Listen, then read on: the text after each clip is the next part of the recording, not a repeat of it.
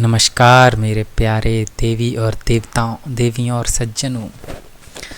तो हमारा जो चैप्टर चल रहा था 7, उसमें आज हम पढ़ने वाले हैं सी पोर्ट्स यानी कि बंदरगाह, पत्तन। ठीक है, बहुत सारे नाम है। ठीक है, तो अभी तक हमने क्या था कि जो हमारा चैप्टर चल रहा था उसमें, अरे हाँ, तो हमने जो चैप्टर चल रहा था उसमें हमने, चलो इसमें नहीं दिखाते हैं, इसमें ही दिखा देते हैं। तो अभी हमने क्या करा था कि वाटर वाला जो ट्रांसपोर्ट वाला चल रहा था, ऐसे आपने पोर्ट्स तो देखी ही होंगी। खैर, तो अभी हम कुछ और दिखा रहे हैं, फिर ये चर्चा करेंगे। हाँ, तो ये हमारा चैप्टर चल रहा था, इसमें हमने रोडवेज, रेलवेज, पाइपलाइन, इनलैंड यानी कि ज़मीन के अंदर, है ना, सड़क, रेल, पाइपलाइन, जलवाल, इस जल वाले तो जल में हमने आंतरिक जल परिवहन, नदी वाला पढ़ा था ना, नदियों से जो नेशनल वाटरवेज बनाए थे, नेशनल वाटरवे 1, 2, 3, 4, 5। ठीक है, एक सेकेंड।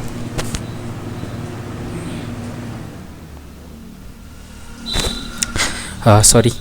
तो आज हम पढ़ने वाले हैं समुद्री परिवहन यानी कि ओवरसीज़। ठीक है, यानी कि जो समुद्र से हम ट्रांसपोर्ट करते हैं, चीज़ें लाते ले जाते हैं, तो वो कैसे करते हैं। तो अब समुद्र से करेंगे तो ये देखो, समुद्र से करना है तो किनारे से ही हमें कुछ उसका स्टॉप बनाना पड़ेगा, जैसे बस स्टैंड का बस स्टॉप होता है ना, बसों का। ठीक है, रेलवे स्टेशन होता है रेल का, ऐसे जहाज़ों का भी बनाना पड़ेगा, है ना। तो ये समुद्र के किनारे ही तो होगा, क्योंकि अब समुद्र से हमें ट्रेड करना है तो समुद्र के किनारे होगा, सिंपल सी बात है। तो ये देखो, ऐसे आपने फ़ोटोज़ या मूवीज़ में कुछ सीन्स देखे होंगे जहाँ पे क्या होता है कि ऐसे जहाज वहाज खड़े होते हैं, सामान उतर रहा होता है, ये देखो, है ना, ये मशीनों से। अब ठीक है, तो बहुत अच्छी व्यवस्था होती है। खैर, तो ये बात समझ में आ गई कि समुद्र के ट्रेड करने के लिए किनारों पे कुछ हमें किनारों पर कुछ स्टॉप जैसी व्यवस्था बनानी पड़ती है, जिसको हम पोर्ट या हार्बर बोलते हैं। ठीक है, तो ये मैंने मैप क्यों लिया है, ठीक है, देखो समझो, क्योंकि यहाँ पर जो मैं ये मार्क कर रहा हूँ रेड कलर से, ये इंडिया की कोस्ट लाइन यानी कि तट रेखा है। अब जो हमारे बंदरगाह होंगे, ठीक है, तो इनके ही पास होंगे, यानी कि पोर्ट्स जो होंगे वो यहीं होंगे। अभी मैं पोर्ट्स और हार्बर में अंतर बताऊंगा, लेकिन पहले मेरी बात समझो, इसके ही आसपास होंगे सारे पोर्ट्स, यहीं से तो समुद्र के जहाज आएंगे चाहिए कि नहीं मैं एमपी के यहाँ बना देता हूँ, नहीं नहीं मैं यहाँ हरियाणा में बना देता हूँ, नहीं नहीं मैं यहाँ बिहार में बना देता हूँ। भैया वहाँ जहाज़ कैसे आएंगे, वो रिवर वाला कॉन्सेप्ट अलग है, लेकिन समुद्री जहाज़ तो नहीं आएंगे ना। ठीक है, अब सोचो कि राजस्थान बना दें, जहाज़ कहाँ चलेंगे, ऊँट। हाँ, आप लोगों ने एक रेगिस्तान का जहाज़ जरूर सुना होगा, वो ऊँट होते हैं, तो वो थोड़ी ना अपन को मतलब करना है। तो अब जहाज़ के जो पोर्ट होंगे वो यहीं होंगे, बंदरगाह होंगे। तो जो कोस्ट लाइन लेंथ है ये बहुत ज़रूरी है, याद रखना है, तट रेखा की लंबाई, है ना। आप लोग जब नोट्स बनाएंगे याद रखने के लिए तो ऐसे ही लिख लेना, जैसे मैंने इस बार मैंने थोड़ा सा ये मॉडिफिकेशन किया है, सुधार किया है। तो आप लोग भी ऐसे नोट्स वोट्स बनाते हैं ना, ऐसे लिख लेना, तट रेखा की लंबाई अब कितनी है, इंग्लिश में लिख लेना कोस्ट लाइन लेंथ इंडिया की कितनी है। तो 5 और 1 होते हैं 6, 6 के बाद एक और 6, लेकिन बीच में पॉइंट, 6 से बाद आता है 7, 7516.6 किलोमीटर। ठीक है, ये इंडिया की कोस्ट लाइन यानी कि तट रेखा की लंबाई है। जो आप समझ रहे हैं ना, तट रेखा कौन सी हो गई, ये पूरी जो समुद्र से जुड़ी हुई है ना। और इसमें देखो, ये लक्षद्वीप वाला एरिया भी जुड़ जाता है और ये अंडमान निकोबार वाला भी, सारा जोड़ के ही है 7516.6 किलोमीटर। अच्छा, इसमें कभी कभी ये आपको 7517 भी मिल जाएगा, क्योंकि ये इसकी नियरेस्ट वैल्यू 7517 है। निकटतम मान कितना है, 7517, लगभग 0.4 किलोमीटर जुड़ जाएगा तो 17 हो जाएगा। ठीक है, तो 7517 किलोमीटर इसकी मिल जाती है अगर ये ऑप्शन ना मिले तो, लेकिन प्रेफरेबल यानी कि पहले क्या करना, ये 7516.6 किलोमीटर ऐसे लिख लेना। ठीक है, अब हम बात करते हैं पोर्ट्स यानी कि हार्बर। अच्छा, यहाँ पर मैंने देखो ये फ़ोटो लगाई थी, इसमें क्या है, बहुत सारे पोर्ट्स हैं, लेकिन हमें सारे नहीं पढ़ने हैं। ठीक है ना, बहुत सारे हैं, देखो इतने सारे, लेकिन हमें मेन पढ़ने हैं। ठीक है, जो हमारी बुक में दिए हुए हैं, और वही मतलब एग्ज़ाम में और जगह या जो महत्वपूर्ण है वही है।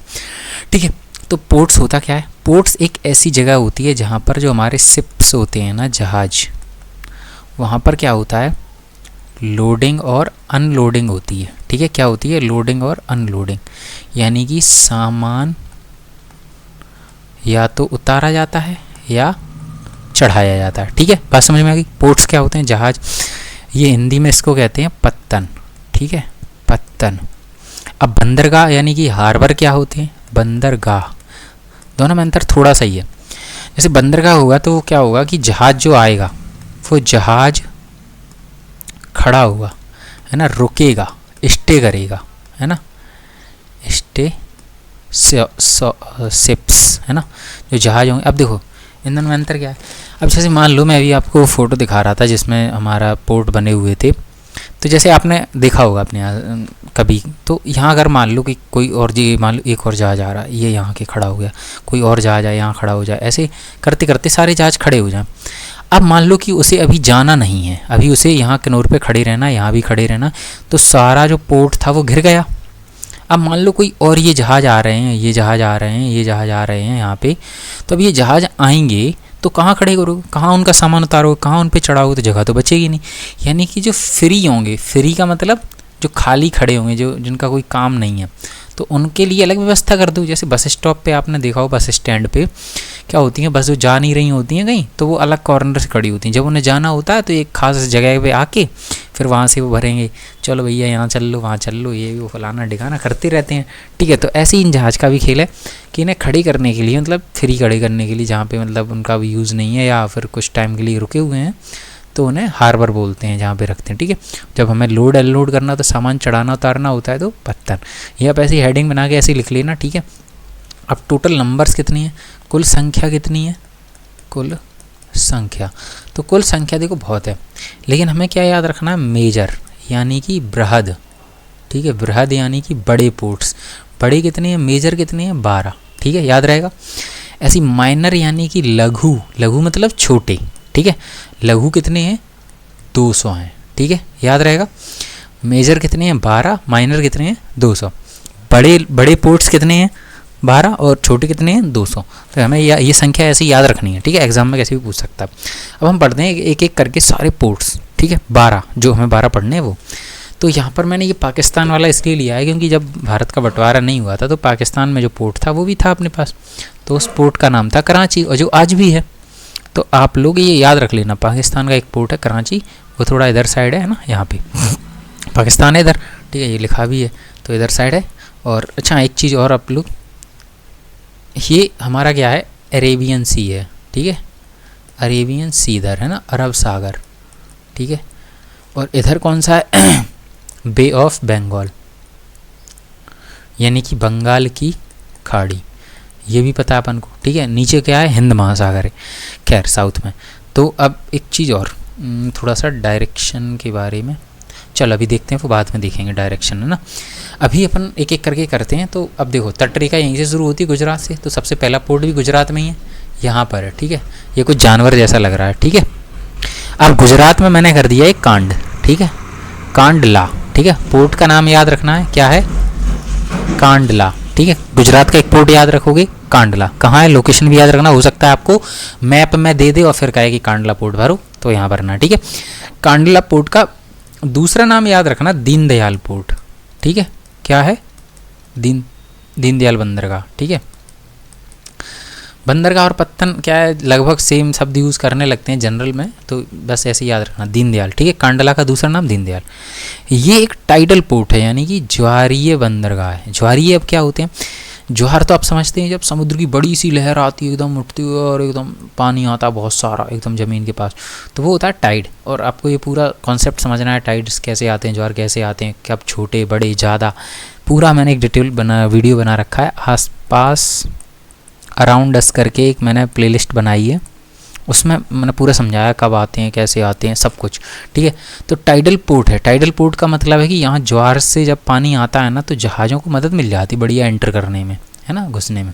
ठीक है, तो टाइडल पोर्ट है, एक याद रखना। हमें देखो, इतने भी हम पोर्ट पढ़ेंगे अभी सारे 12, उसमें क्या है कि हमें ऐसी फैक्चुअल जानकारी याद रखनी है, तो हमें सबका बार बार रिपीटेशन करना होगा। और थोड़ा सा आप ऐसे नोट्स बना लेना, कांडला हेडिंग बना लेना, फिर लिख लेना दीनदयाल पोर्ट, दीनदयाल बंदर का दूसरा नाम है इसका टाइडल पोर्ट है, फर्स्ट आफ्टर इंडिपेंडेंस, स्वतंत्रता के बाद पहला है। ठीक है, ये भी याद रखना है। तो कभी पूछे कि स्वतंत्रता के बाद पहला पोर्ट कौन सा बना था, तो कांडला पोर्ट। ठीक है, याद रहेगा, गुजरात में एक ही था, हमें याद करना जो मेजर है।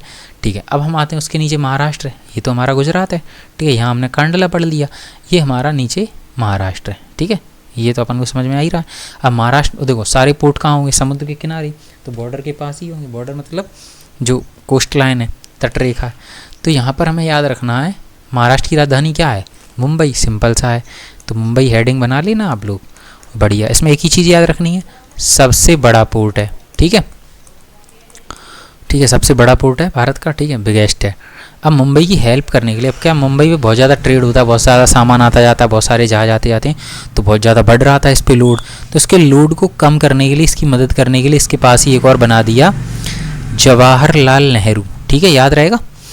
तो मुंबई की हेल्प करने के लिए, डिकंजेस्ट का मतलब है वहाँ से जो बोझ है उस पर बोझ कम करने के लिए, जो सामान आ रहा है उस पर कम करने के लिए, बोझ कम करने के लिए, मदद के लिए कौन सा पोर्ट बनाया गया था? जवाहरलाल नेहरू, ठीक है। हेडिंग बना लेना ऐसे, जवाहरलाल नेहरू, और लिख लेना कि मुंबई का बोझ कम करने के लिए, मुंबई पोर्ट का बोझ कम करने के लिए, ऐसे लिख लेना, मुंबई पोर्ट का, मुंबई बंदरगाह का बोझ कम करने के लिए, उसकी मदद के लिए, ठीक है, याद रहेगा। मुंबई और जवाहरलाल नेहरू, 3 पोर्ट याद हो गए। गुजरात का कांडला, ठीक है, और यहाँ मुंबई, फिर जवाहरलाल नेहरू, ऐसे याद रखेंगे तीनों। जवाहरलाल नेहरू में क्या याद रखना है? इसको मुंबई हेल्प के लिए बनाया था। मुंबई कैसा है? सबसे बड़ा है, बिगेस्ट है। गुजरात में कांडला, ये कैसा है? टाइडल यानी कि ज्वारी है। इसका दूसरा नाम क्या है? दीनदयाल पोर्ट है। और इसका जो फर्स्ट इंडिपेंडेंस के बाद बनाया गया था, पहला पोर्ट है ऐसा, ठीक है, मतलब हम आज़ाद हुए उसके बाद सबसे पहला पोर्ट यही बना था, ठीक है। तो 3 हो गए। अब इसके नीचे गोवा है। गोवा का बहुत सरल है, अगर आपकी माँ मारे तो आप क्या करोगे? गाओगे? नहीं, गाओगे नहीं। अगर मारे माँ तो गाओ, चिल्लाओ, रो, मार माँ गाओ, मार माँ गाओ, ठीक है। क्या गाओ? गो आ, जाओ और आओ, गो आ। गोवा में कौन सा याद रखोगे? मार माँ गाओ। तो ये रहा हमारा गोवा, यहाँ आप डॉट लगा देंगे, ये हमारा मार माँ गाओ हो जाएगा। इसमें अपन को क्या याद रखना है? याद रखना है कि ये जो हमारा इंडिया है, भारत है, ये लोहा बेचता है दूसरे देशों को, ठीक है, लोहा निर्यात करता है, आयरन ओर एक्सपोर्ट करता है। अगर मान लो कि भारत 100 किलो लोहा एक्सपोर्ट करता है तो इसमें से 50% केवल इसी पोर्ट से कर देता है, आधा लोहा इसी पोर्ट से, ठीक है। तो ये याद रखना है, लौह अयस्क का निर्यात 50% कौन करता है? मारमागांव पोर्ट करता है, ठीक है, ये याद रखना है। तो हमने अभी कितने पढ़ लिए? यहाँ पर कांडला गुजरात में, ठीक है, टाइडल पोर्ट है, ज्वारीय पत्तन है, फर्स्ट आफ्टर इंडिपेंडेंस, स्वतंत्रता के बाद पहला है, और दीनदयाल पोर्ट इसका दूसरा नाम है। यहाँ मुंबई पड़ा, सबसे बिगेस्ट है, सबसे बड़ा है, इसकी हेल्प के लिए जवाहरलाल नेहरू बनाया है, ठीक है। फिर हमने मारमागांव पढ़ा, अगर मारे माँ तो गाओ, और क्या? जाओ और आओ, गो आ, ठीक है। खैर चलो, इसके नीचे है हमारा कर्नाटक, कर तू नाटक। मम्मी कह रही मारूंगी मैं, तू कर्नाटक, कर्नाटक में है कौन सा? कर्नाटक की राजधानी है बेंगलोर, पर हमें नहीं याद रखना है बेंगलोर, हमें याद रखना है मैंगलोर, ओके, टन टन मैंगलोर, ठीक है, याद हो जाएगा। तो मैंगलोर उसकी कैपिटल से याद रख सकते हैं, बेंगलोर से मैंगलोर, लेकिन हमें बेंगलोर कैपिटल है, बेंगलोर इसका पोर्ट है, मैंगलोर, ठीक। इसमें क्या याद रखना है? यहाँ पर हम कुछ वो पढ़ते हैं लोकेशंस, आयरन ओर की, बल्लारी, चित्रदुर्ग, कुद्रेमुख, ठीक है। तो इसके पास ही है ये कुद्रेमुख खदान, माइन है ना। तो ये क्या करता है? कुद्रेमुख खदान से जो लोहा आता है, आयरन यानी कि लोहा, अरे ये लड्डू कैसा बनना है? लड्डू खा लो, लड्डू, ठीक है, लड्डू दीदी। खैर, लोहा, ये लोहा निर्यात करता है, ठीक है, कुद्रेमुख लोहा निर्यात करता है। कौन? कुद्रेमुख से जो लोहा आता है उससे मैंगलोर करेगा। आप सोच के देखो यार, मारमागांव थोड़ी ले जाओगे यहाँ से, ये हमारा कुद्रेमुख है, यहाँ से यहाँ ले जाओगे, यही पास में, यही से भेजोगे कि नहीं? सिंपल सी है, याद रखने के लिए, ठीक है। तो 5 पढ़ लिए, मारमागांव, मुंबई, जवाहरलाल नेहरू, और गुजरात में कांडला, ठीक है। तो अब हमारा बचा नीचे केरल, ये हमारा एकदम चाबी जैसा दिख रहा है कि नहीं? ऐसी चाबी होती, चाबी में देखा हुआ है, ऐसे ऐसे करके पूरा बना होता है। चाबी को अपन लोग सरल भाषा में, अपनी भाषा में कह देते हैं कुची, कुची यानी कि चाबी, खुशी कुची, कुची कुची, कुची यानी कि कोची, कोची। तो पोर्ट का नाम याद रखना है कोची, इंग्लिश में कोचीन। वाह क्या बात है सर, ठीक है, कोच्चि याद रखेंगे। केरल में का से केरल, का से कोच्चि, का से कोच्चि, का से कुची, ठीक है। अब देखो इसमें क्या क्या याद रखना है। ये लेगून एंट्रेंस है। अब लेगून क्या होता है? अब जैसे देखो, मान लो ये रही मेरी जगह, ठीक है, ये थोड़ी सी जगह आपको दिख रही है, ये वाली, इस वाली की बात कर रहा हूँ मैं। अब मिटा देता हूँ क्योंकि समझाना पड़ेगा। अब मान लो कि समुद्र का पानी आता है यूँ करके, तो अपने साथ कुछ मिट्टी रेत लाएगा और इस रास्ते को कर देगा बंद, और इसमें भर जाएगा जल, ठंडा ठंडा जल, और ये जल भर गया तो ये बन गई हमारी एक लेक, लेक यानी कि झील। और इस झील को हम कहते हैं लैगून, यानी कि ऐसी झील जो क्या करे, समुद्र से जो बहा के मिट्टी आती है उससे बन जाती है, तो उसको कहते हैं हम लैगून लेक। ठीक है, तो लैगून लेक है। अब इसको याद रखना, ये लैगून द्वार है इसका। ठीक है, लैगून द्वार है, यानी कि मतलब जो कोच्चि हमारा पोर्ट है उसके पास लैगून लेक बनी हुई है। ठीक है, अब हमारा आता है नेचुरल हार्बर। इसमें क्या है, एक प्राकृतिक, अब हार्बर शब्द आया कि नहीं, प्राकृतिक बंदरगाह, यानी कि ये भगवान ने पहले से ही दिया हुआ है कि भैया अपने जहाज खड़ो यहाँ करो मस्त बढ़िया आराम से, हम तुम्हें प्राकृतिक रूप से दे रहे हैं। ठीक है, खैर चलो, तो अब इसमें एक चीज़ और याद रखनी है, एक्सट्रीम साउथ वेस्ट पोर्ट है। ठीक है, wait a minute, sorry, excuse मी।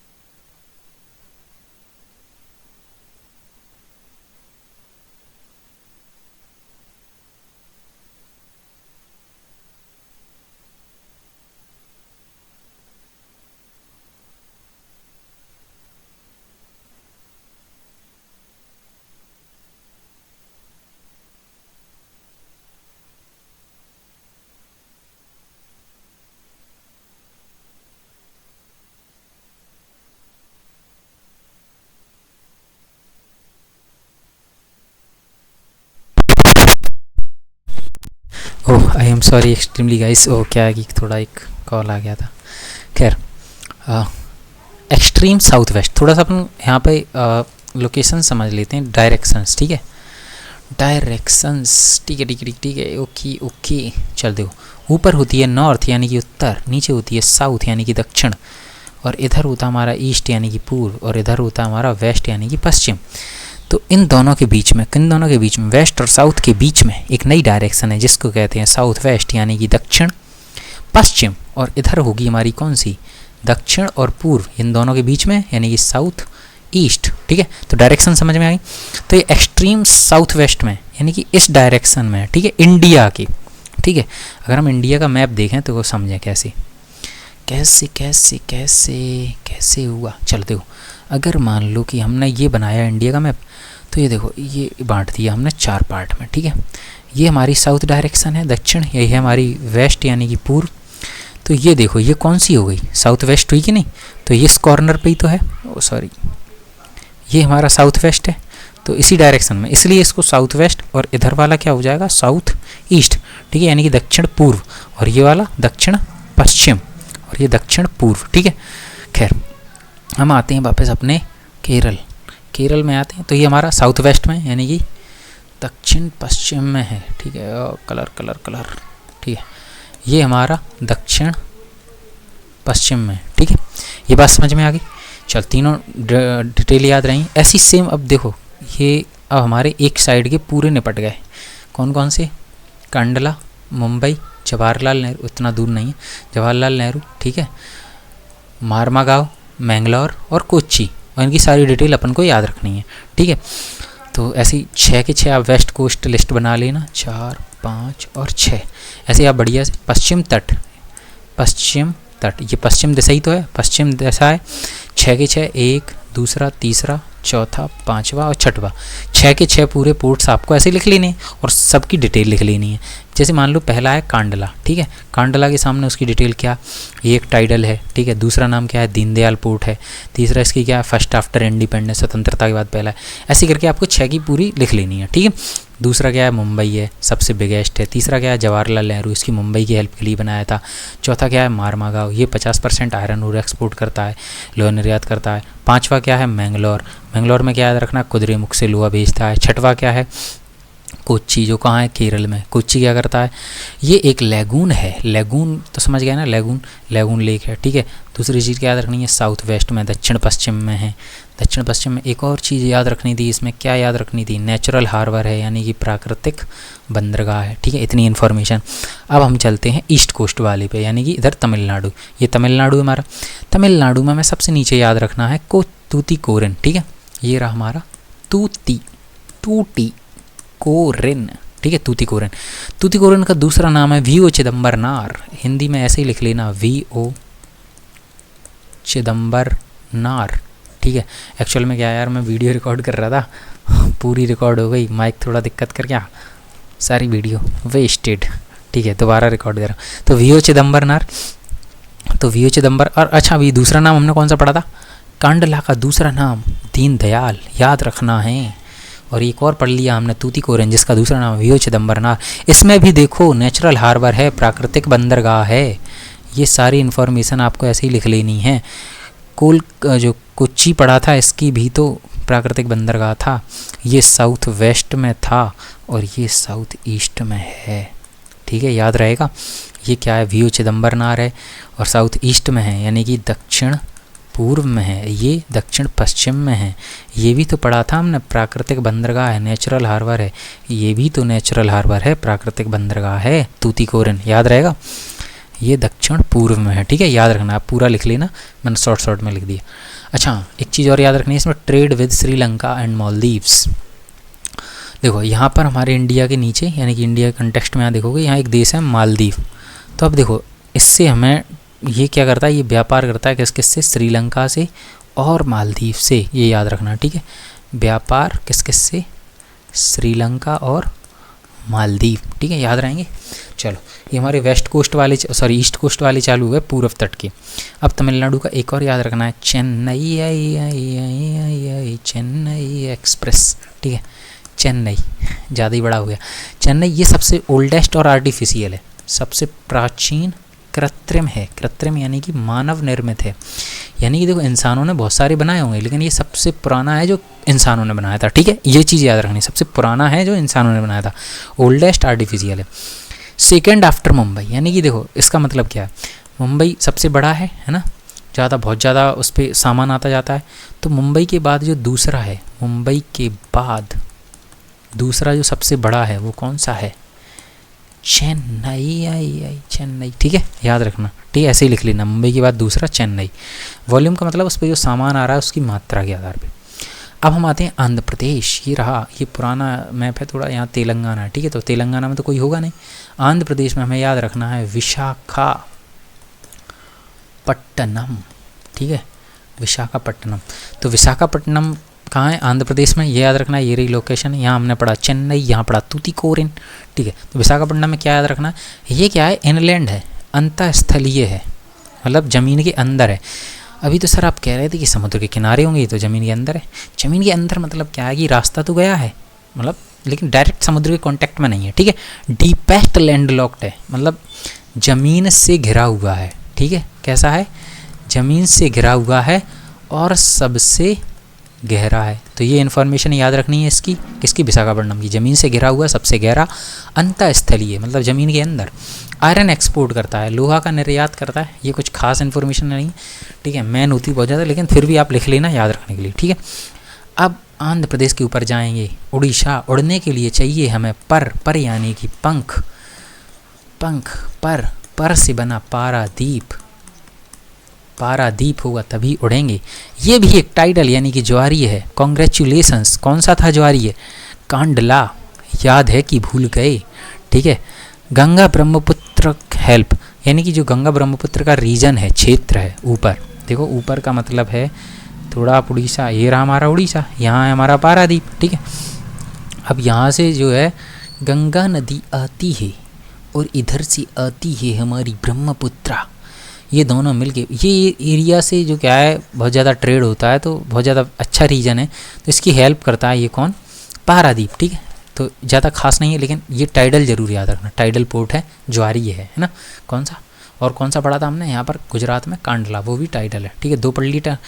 अब देखो वेस्ट बंगाल, ये रहा हमारा वेस्ट बंगाल, ठीक है, मिटा दें क्योंकि अभी भरना है हमें लोकेशन। तो उसमें पहला कोलकाता याद रखना, कैपिटल है, सिंपल सा है, याद हो जाएगा, कोलकाता, कोलकाता। तो मुंबई था ना, वो भी तो एक था फेमस, मुंबई की हेल्प के लिए जवाहरलाल नेहरू, ऐसी कोलकाता की हेल्प के लिए हल्दिया, हल्दिया, हल्दिया, हल्दिया, हल्दी आ, हल्दी, हल्दी जल्दी आ। सब्सिडरी मतलब वही हेल्प करने के लिए, मदद करने के लिए, किसकी, कोलकाता की। ऐसी जवाहरलाल नेहरू किसकी हेल्प के लिए था, मुंबई। यहाँ भी याद रखो कोलकाता। अब यहाँ पर कौन सी नदी आती थी, गंगा, पढ़ी थी कि नहीं पिछली वीडियो में।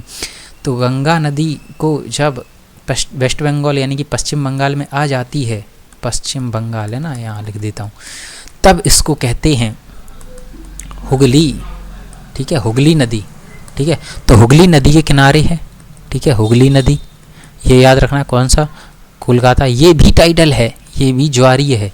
तो ज्वारीय 3 पढ़ लिए भैया, जल्दी जल्दी बताओ, कांडला, पारादीप और कोलकाता, ये ज्वारीय हुआ है। ये एक रिवराइन पोर्ट है, एकमात्र ऐसा है जो नदीय है, मतलब नदी पे बना हुआ है, समुद्र पे नहीं, ठीक है, समुद्र किनारे नहीं, नदीय द्वीप है ना। अरे नदी द्वीप नहीं कह रहा हूँ, नदी द्वीप तो अलग है, माजुली आइलैंड है वो ब्रह्मपुत्र नदी पे, ठीक है। कहाँ पर है आप लोग बताना, कौन से राज्य में है, ठीक है, माजुली आइलैंड, ठीक है, वो नदी में बना हुआ है, एकमात्र आइलैंड है दुनिया का। खैर, रिवराइन पोर्ट ये एकमात्र नदी का बंदरगाह है, नदी बंदरगाह जो नदी पर बना हुआ है, ठीक है, बाकी सब समुद्र के किनारे हैं। अभी तो आप कह रहे थे सर समुद्र के किनारे एक और है ज़मीन के अंदर, वो कौन सा है, विशाखापट्टनम, आंध्र प्रदेश में, ठीक है। खैर, तो नदी बंदरगाह है, हल्दिया किसके लिए, इसके लिए। तो मुझे लगता है सारे पोर्ट्स हो गए। अब हम एक बार रिवाइज करते हैं ईस्ट कोस्ट के, ठीक है। तूतीकोरिन, पहला हेडिंग डाल लेना, तूतीकोरिन, ठीक है।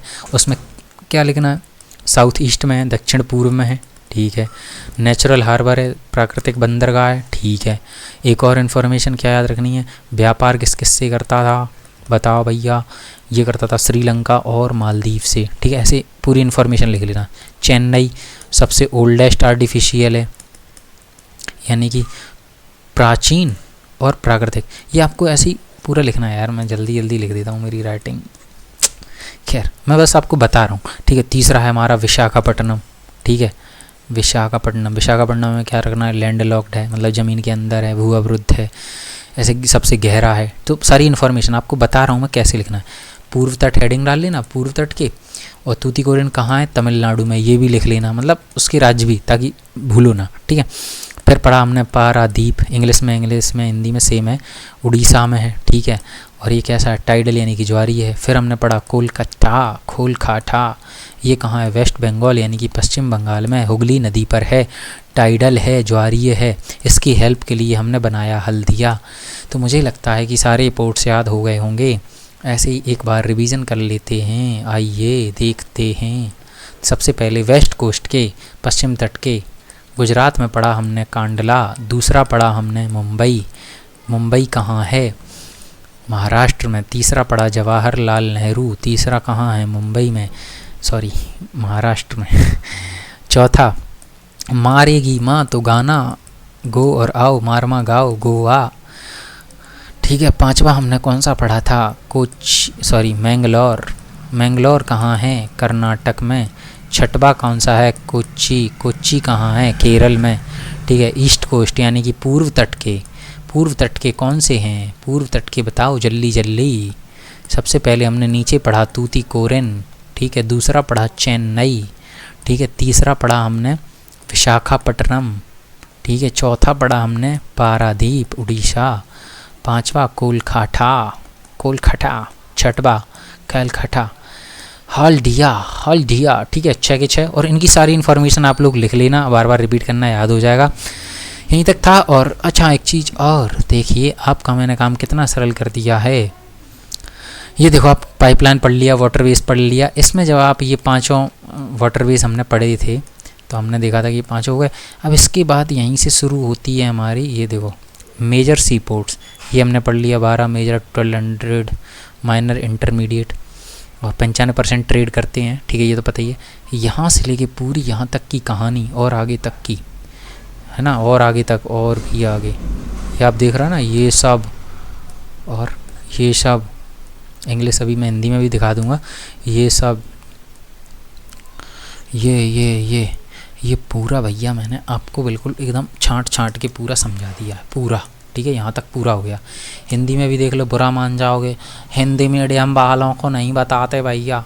हाँ रुक जा भाई, देख ले, अरे बहन देख लो, अरे ये तो खिसक ही नहीं रहा। खैर चलिए, माउस भी धीरे धीरे काम कर रहा है, ये कैसा काम करता है रे। ठीक, जल परिवहन में हमने पढ़ लिया था, जल परिवहन में हमने पाँचों उसके वो भी पढ़ लिए थे, जलमार्ग। अब देखो समुद्री पत्तन पढ़ रहे थे, तो ये हमने ये 7516 12 295% पिछली बार पढ़ लिया था।